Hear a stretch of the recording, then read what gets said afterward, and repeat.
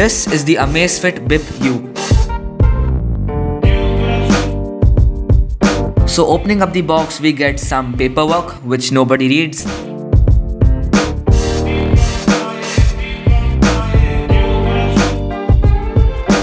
The proprietary charging cable which is magnetic. And we get the watch itself. We'll take a closer look at it in a moment. So hello everybody, my name is Laksh and you're watching LM Tech. And if you are considering buying the Amazfit Bip U, make sure you stay till the end. So without any further delay, let's get started.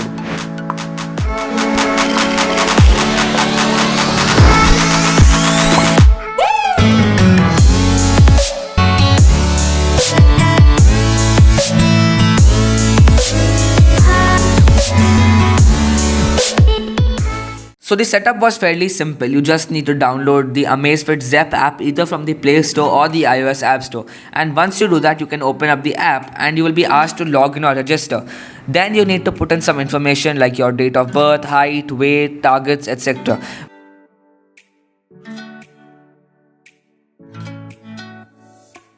Once you are done entering this information, you need to allow the app certain permissions and you will be good to go. Now to pair the watch, head over to the profile tab and tap on add device and select watch. Then you can connect the proprietary magnetic charger with the watch. Now the watch should power on.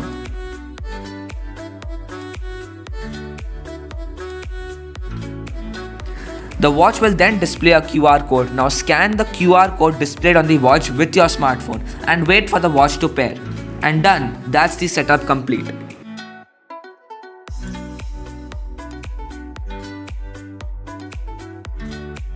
I also did get a firmware update after I paired the watch with the smartphone. So let's make one thing clear, that this is not a smartwatch. Why, you may ask?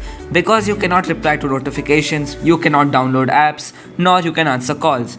So we can call this a semi-smartwatch or a fitness smartwatch. Physical overview. So this Amazfit Bip U is made up of polycarbonate. Honestly, I do not have any issues with polycarbonate. In fact, polycarbonate makes the watch lighter. So this watch only weighs around 31 grams. But aluminium would just make it a little stronger and more premium looking. But honestly, at this price, you can't expect that. The straps are made up of silicone and they are nice and soft. And the good thing is that they are replaceable. So you can buy any other third-party 20mm strap, which is great as you can change the strap according to the occasion. So that's good. But one con that I noticed was that at first, like the first 2-3 days, I felt like it was a little uncomfortable when you wear the watch tightly. Then after 2-3 days, I did get used to it and now it does not seem to give any issue or does not feel uncomfortable. Again, this is very subjective as it may not be true for you. It will look good if you have a big wrist or a small wrist. This watch is 5 ATM water resistant. That means you can easily go swimming with this thing up to 50 meters in depth. Great. At the back of the watch you have the heart rate sensor and the blood oxygen sensor. We'll come to that later in the video. At the side there is a crown which serves as a button for shortcuts and a back button. Again, I will come back to it in the user interface section. You cannot use the crown for scrolling like the Apple Watch. We have a full HD 2.5D curved TFT display with Gorilla Glass 3 and an anti-fingerprint coating. Honestly, I am very impressed with the display. It can get decently bright and I also had no issues seeing the display outdoors. The colors are also very vibrant. This watch does not have any auto brightness sensor, so you will have to manually adjust the brightness. The viewing angles were also good. I could see the watch from any angle. Now there is just one downside. It is not really con, but it is something to say that it does not come with an AMOLED display. This means that there is no always on display. If there was an always on display, it would have been game changing. So there is that raise to wake function which I found slow and unresponsive at times. So honestly, I am very happy with the display quality.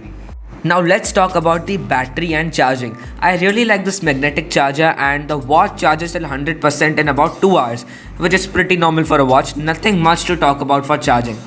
Now one con that I noticed was that the battery indicator while charging the watch shows the wrong battery level for some reason, and only after restarting the watch it shows the correct battery level, and this issue may get resolved with a firmware update. So this has a 230 milliamp hour battery, so the battery should last for around 2 to 5 days on light use, like all day heart rate turned off, medium brightness, etc. But on heavy use, this will only last for 2 to 3 days on heavy use, like all day heart rate turned on, full brightness, etc. Surely not 9 days as the company claims. Overall, the battery life on this one is good.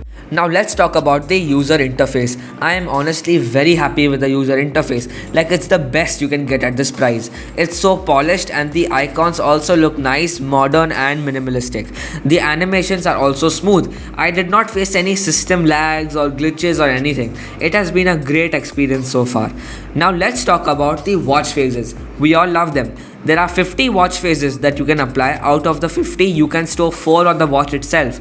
And there are 2 customizable watch faces, which I found very handy.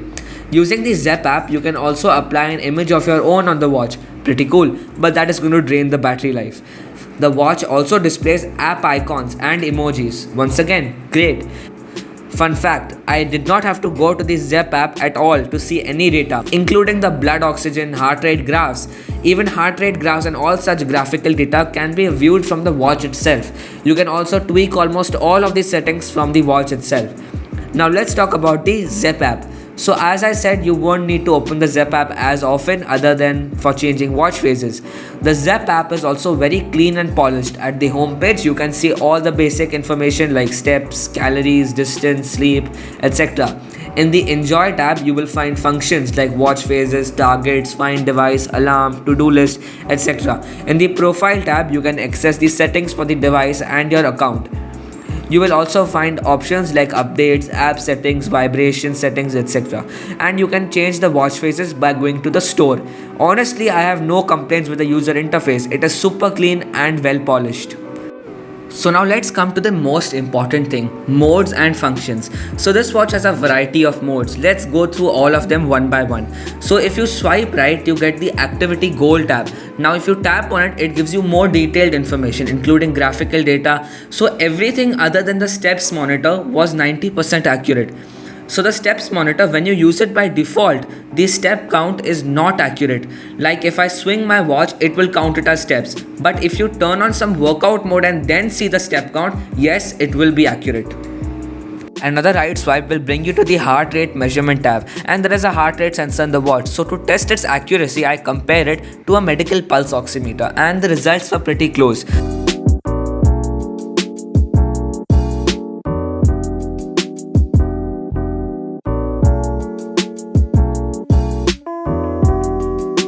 Happy with that. So here the pulse oximeter shows heart rate as 98 and the watch shows 99, pretty close. Again, you can tap and access the more detailed heart rate information, even a heart rate diagram, which I found very impressive. There's also an all-day heart rate measurement option which you can use, but it's going to drain the battery quickly. So now we have the blood oxygen SpO2 monitor, and let me tell you, it is not accurate and cannot be used for any medical purposes. See me compare it to the oximeter and see the difference.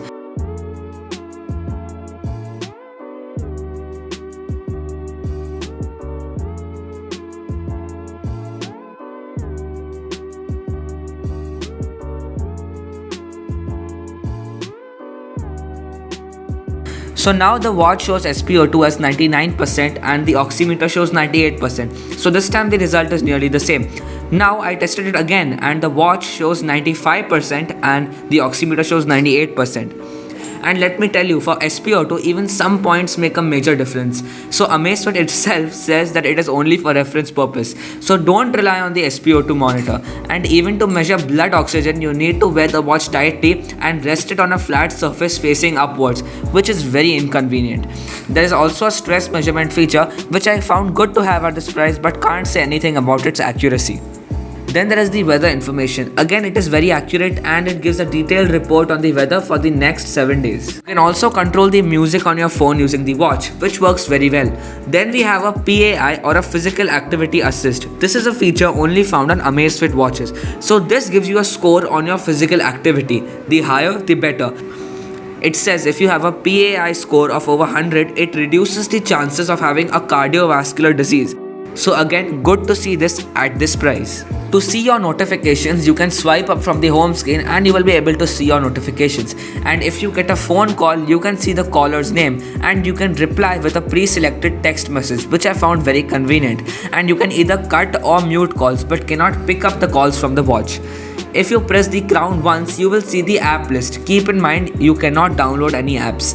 Most of the apps are same. You have a workout history and this will give you the information about your previous workouts. And now we have the workout modes, and there are more than 60 sports modes, which is crazy. Like any sport you play would be there. From taekwondo to skating, any sport you can imagine would be here. But there's a catch. For most of the non-conventional sports like judo, archery, etc., it will only give you basic information like calories, steps, etc. Nothing much. So normal sports modes like running, walking, exercise, swimming were also accurate. I got all charts and graphs on the watch itself. Now this does not have any automatic workout detection.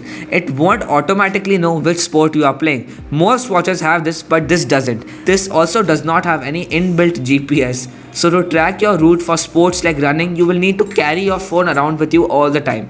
So if you are someone who goes for a run leaving their phone at home, keep this in mind. The sleep detection was also accurate enough. I got all required data on the watch. But this watch does not come with any nap detection. So if you sleep during the day, it won't count the nap. There are some breathing exercises which the watch can make you do, like inhale, exhale, etc., which is good to have. Then you have stuff like countdown, stopwatch, alarm. You know it, I know it. So let's continue. And there is also a world clock. So to conclude, should you buy the Amazfit Bip U? The answer is yes. And this will be the best buy if your budget is under 4,000 rupees. The user interface is great, it has good number of sports modes, it's water resistant and comes with tons of features. So thank you all for watching. If you enjoyed, please consider subscribing to the channel, and also don't forget to smash that like button, and I will see you in the next one.